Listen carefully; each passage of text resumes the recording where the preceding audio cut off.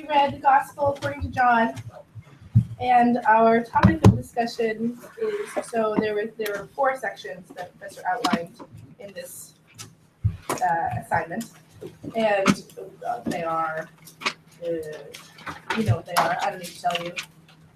And in each one of them, we were meant to identify at least one way in which John differs from Matthew and what we think these differences suggest. So the first grouping was the prologue, which was pretty short, actually. Does anybody have anything that they are just dying to share about the differences? If not, I can say something. The cool similarity. It's not the same thing. Okay. Yes. I guess a big difference is Matthew.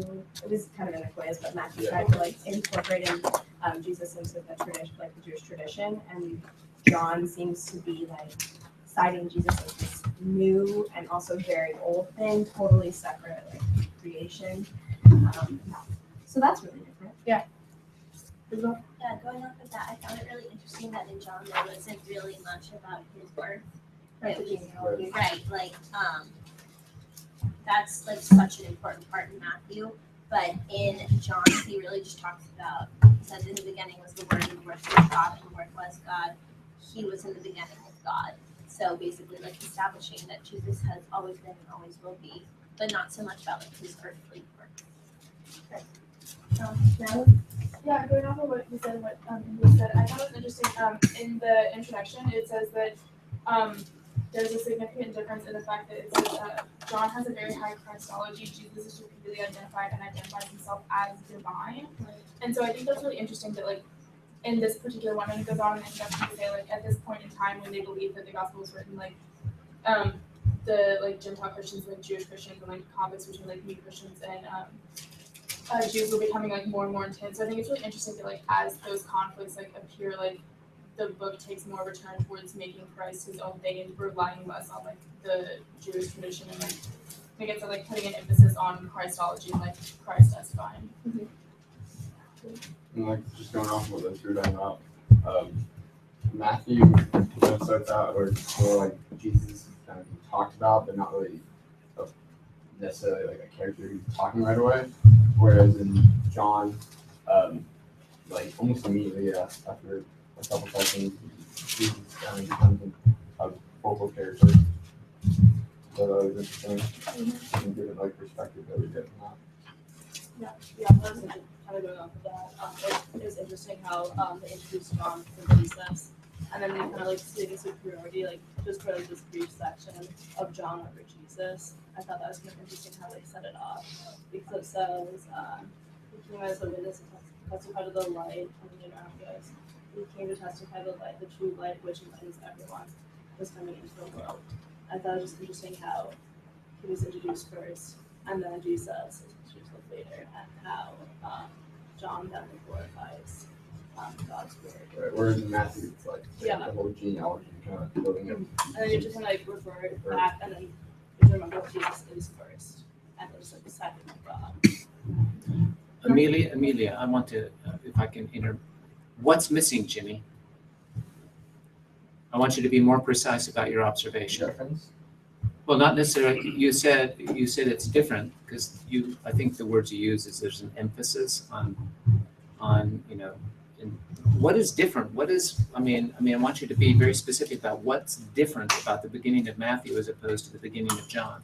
What's not in John that's in Matthew? You're onto something, but what is it? Okay, you have this sense. Okay, but be specific. What's missing? What's missing in John that we see there's a lot of in Matthew? The whole early life and building up of Jesus that we talked about in Matthew. That's true. Okay, so that would consist of what? I'm not sure what you're getting at. Sorry. The birth.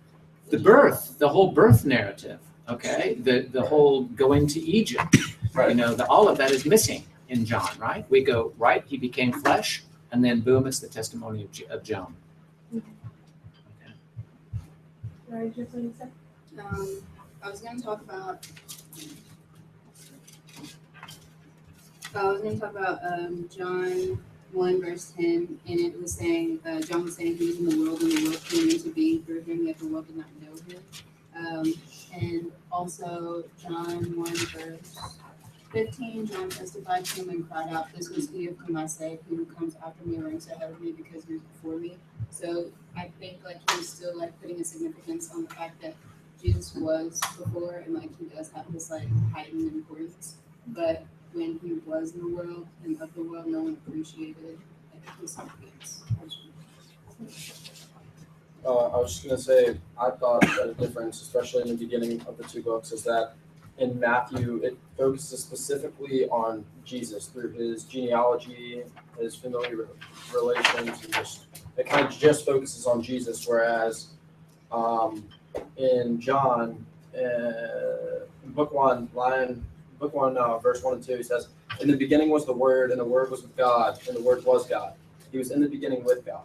So pretty much it starts off talking about Jesus through the medium of God, as opposed to just discussing Jesus' lineage and jumping like right into the story.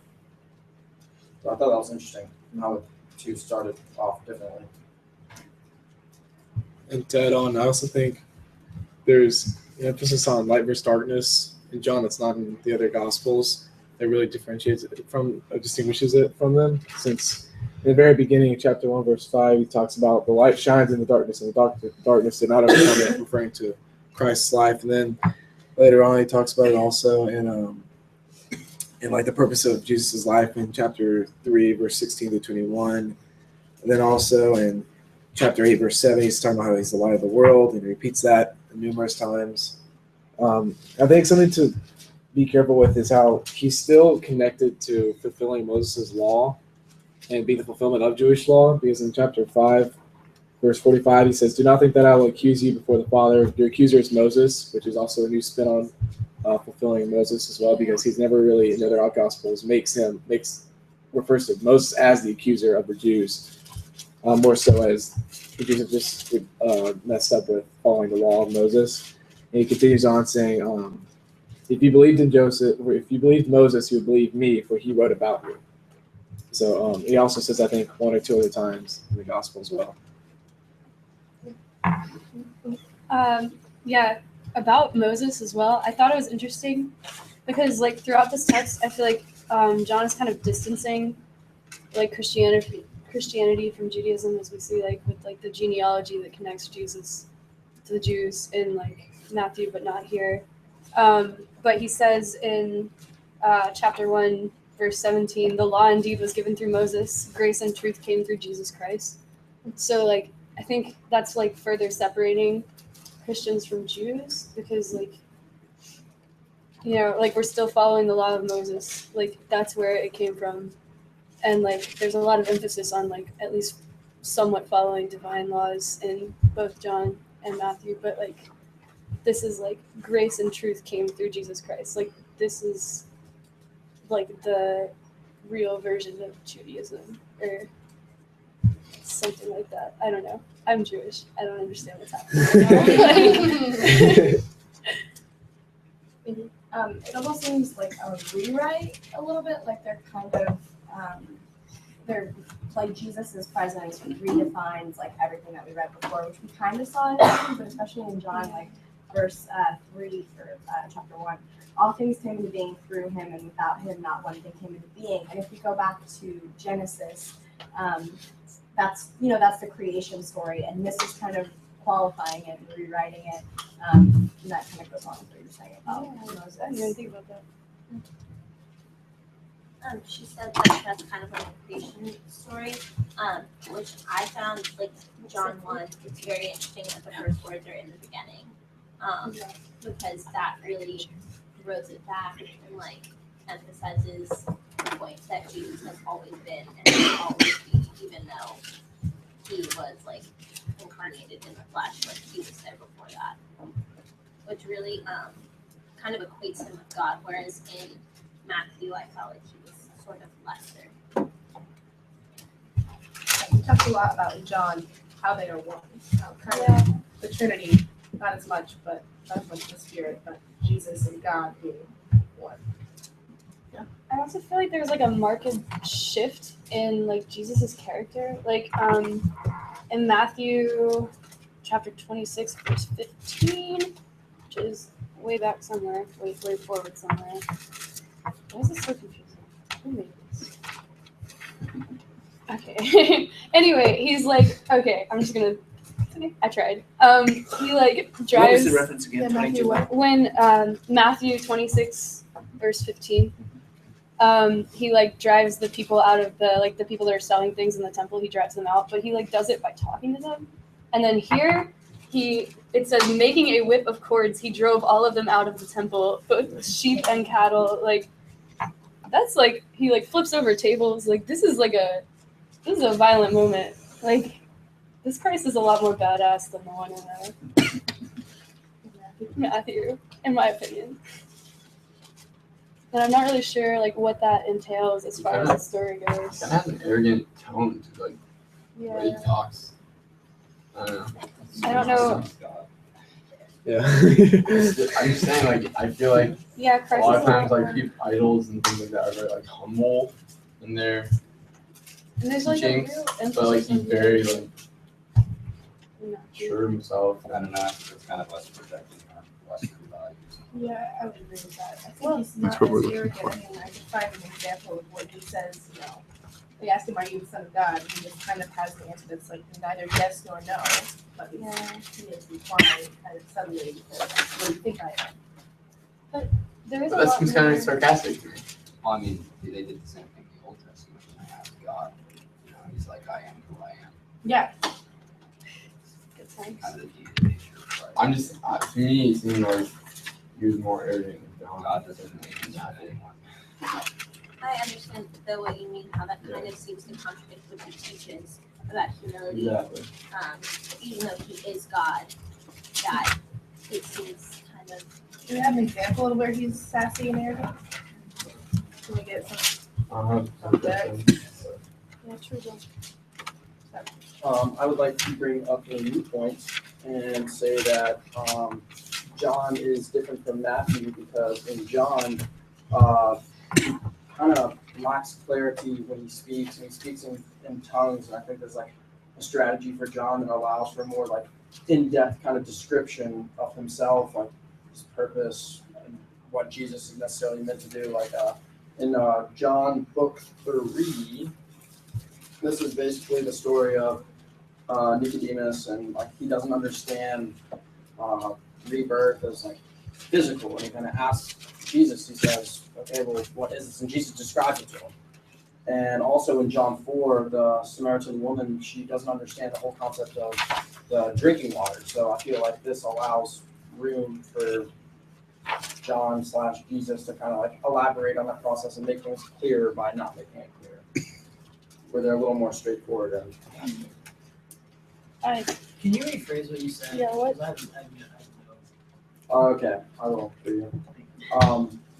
But yeah, I'm saying like Jesus lacks clarity. He kind of speaks in tongues and like a lot of stuff that he says. I mean, when he describes rebirth to Nicodemus, he doesn't understand it. Nicodemus asks him, he says, "Okay, well, like, what are you saying?" And this allows room for Jesus to describe it better by not being as clear as he could. You mean like using metaphors? Yes, exactly. Speaking in tongues. so that's So I not think- what Wait, we're talking that's about. That speaking in is tongues is very figurative different than language. using Yeah. metaphorical Oh, language. I don't know. That's like when That's you're why I like was- babbling. Yeah, we get the point. That's nice. And He does do that too. Metaphors, yeah, stuff like that. He's more direct. Yes. to allow and Okay, me. A really important thing to look at is how this is an extremely redacted gospel. I think, like, so there's like a lot of literary seams, and so it's really disjointed. In the sense, like, for example, in John chapter 13, verse 36, Jesus tells, or Simon Peter said to him, "Lord, where are you going?" Jesus answered, Where I am going, you cannot follow me now, but you will follow afterward. Peter said to him, Lord, why can I not follow you now? I will lay down my life for you. And then Jesus answered him, Will you lay down your life for me? Very truly I tell you, before the cock crows, you will deny me 3 times.